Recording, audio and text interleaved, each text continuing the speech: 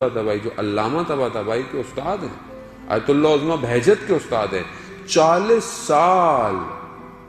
سال بہت ہوتے ہیں، یہاں سے 40 دن میں آدمی پریشان ہو جائے، 40 سال کچھ مکاشفہ نہیں ہوا، 40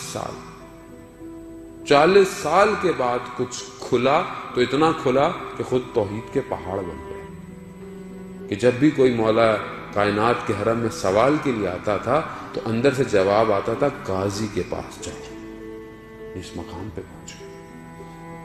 آپ نجف اشرف جائیں تو وادی سلام میں ان کی مرکز مبارک ہے، کہ جن کو زیارت کی توفیق ہوئی ہے وہ شاید وہ جانتے ہوں، نہیں ہوں تو انشاءاللہ وہاں پر جائیں اور دیکھیں۔ بہرحال یہ بزرگ ہستیاں ہیں، یہ آج کے زمانے کے ہیں عزیزان محترم۔ ان کا ذکر کیوں کرتا ہوں؟ کیونکہ بعض اوقات ہم کہتے ہیں کہ ہم ائمہ جیسے تو ہم نہیں ہو سکتے، وہ تو معصوم تھے، خوب نہیں ہو سکتے، خوب ان کے صحابیوں جیسے بھی نہیں ہو سکتے۔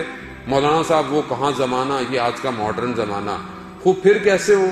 کم از کم اپنے ایرا کے، اپنے زمانے کے علماء جیسے تو ہو سکتے ہیں ہم لوگ۔ یہ بھی اسی زمانے کے لوگ تھے کہ آیت اللہ قاضی طباطبائی کے لیے یہ مشہور ہے کہ ان کی والدہ نے بولا کہ دسترخوان پہ کہا کہ تمہاری جو زوجہ ہے اس کی بہن کا رشتہ آیا ہے، تمہاری نظر میں وہ کیسی ہے؟ اس کو کہا میں نے اسے کبھی دیکھا نہیں۔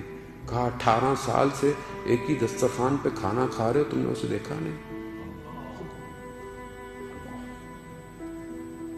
جب سڑک پہ چلتے تھے کوئی نامحرم آئے تو خود بخود راستہ مڑ جاتا تھا۔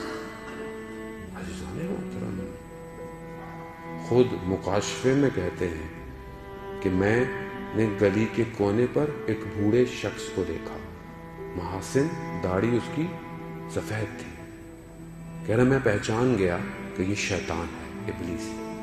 تو میں نے اس کو بولا کہ میرا پیچھا چھوڑ دو، اب میں بوڑھا ہو گیا ہوں۔ تو شیطان نے اپنے پاؤں کی طرف اشارہ کیا، ادھر دیکھو۔ تو دیکھا، وہاں کیا دیکھا کہ ایک پہاڑی ہے، اس کی چوٹی ہے، یعنی اونچائی پر، اس چوٹی پر کہتے ہیں کہ میں کھڑا ہوا ہوں، یعنی اونچائی پر کمال تک پہنچا ہوا ہوں۔ تو شیطان نے اشارہ کیا کہ اس چوٹی کے برابر میں کھائی ہے، اگر ابھی بھی تم نے ذرا سی غفلت کی میں تمہیں نیچے پھینک دوں گا۔ اتنا بڑا، اور ہم لوگ، ہمیں تو پتہ ہی نہیں کہ شیطان ہے بھی کہ نہیں ہے زندگی میں، کیونکہ ہم خود شیطان ہیں، ہم خود شیطان کے کارندے ہیں۔ وہ واقعہ نہیں سنا آپ نے شیخ کا، شیخ مفید کا غالب ہے، کہ طالب علم نے ان کے اسٹوڈنٹ نے خواب میں دیکھا، کیا خواب میں دیکھا کہ شیطان نے بڑی بڑے زنجیر باندھے ہوئے ہیں، کوئی بڑے بڑے زنجیر ہیں، کوئی چھوٹے ہیں، کوئی پتلے ہیں۔ تو اس نے پوچھا یہ کس کے لیے ہیں؟ کہا کہ یہ سب سے مشکل بڑے، جیسے جہاز کو ہینگ کرنے والے اتنے بڑے بڑے، یہ فلانے تمہارے استاد کے لیے، اور یہ اس کے لیے، یہ اس کے لیے۔